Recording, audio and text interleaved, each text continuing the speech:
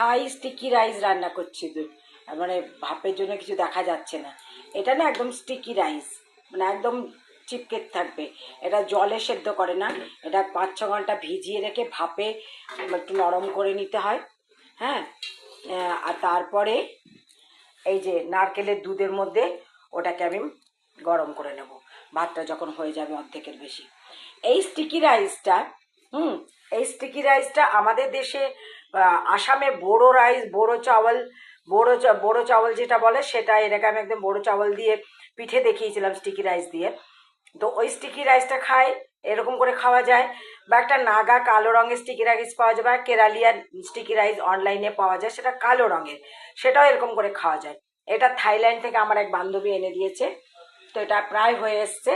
এবার আমি এটা নামিয়ে এই দুধটা গরম করে, নারকেলের দুধ, কিন্তু এটা নারকেলের দুধ দিয়ে করতে হয়, এবং এটা খায় ওরা স্টিকি রাইস উইথ ম্যাঙ্গো। এটা হচ্ছে থাইল্যান্ডের ফেভারিট ফুড, এটা স্টিকি রাইস উইথ ম্যাঙ্গো। এটা আমি যখন আমার ছেলের কাছে ফুকেতে গেছিলাম তখন আমি মানে খেয়েছিলাম, এবং তখন আমি রান্না শিখেছিলাম। তো এই স্টিকি রাইস উইথ ম্যাঙ্গো বা চিকেন দিয়েও খেতে পারেন। আমি একবার চিকেন দিয়েও খেয়েছিলাম একটা রেস্টুরেন্টে ফুকেতে। দেখুন ভাতটা হয়ে গেছে, হ্যাঁ দেখুন ভাতটা হয়ে গেছে। এবার আমি নামিয়ে নেব। ভাপের করেছি, মানে আমি প্রায় 4-5 ঘন্টা এটাকে ভিজিয়ে রেখে দিয়েছিলাম। এবার আমি এটা নারকেলের দুধের সাথে নাড়বো। দেখুন আমি নারকেলের দুধের মধ্যে দিয়ে দিয়েছি। এবার এটা যতক্ষণ না দুধটা শুকিয়ে নেবে ততক্ষণ এটা ঝুরঝুর হবে না, কিন্তু এই ভাতটা যেহেতু স্টিকি রাইস তো স্টিকি থাকবে এটা, কিন্তু এই নারকেলের দুধটা পুরোটা মানে শুষে নেবে। দেখুন একদম দুধটাকে পুরো শুষে নিয়েছে। আর ভাত এরকমই হবে, কিন্তু ভাতগুলো কিন্তু শক্ত শক্ত আছে, মানে একদম গলে যায়নি, ভাঙবেও না ভাতগুলো। এবার চলুন সার্ভ করে দেখাই।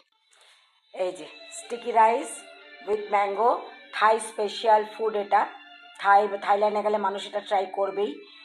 এটার যে চালটার একটা আলাদা একটা স্মেল আছে, এবং নারকেলের দুধের জন্য একটা আলাদা স্বাদ আসছে, বেশ সুন্দর। তা আপনারা অনলাইনে আনাতে পারেন, বোরো রাইস বললে আসামেরটা আসবে।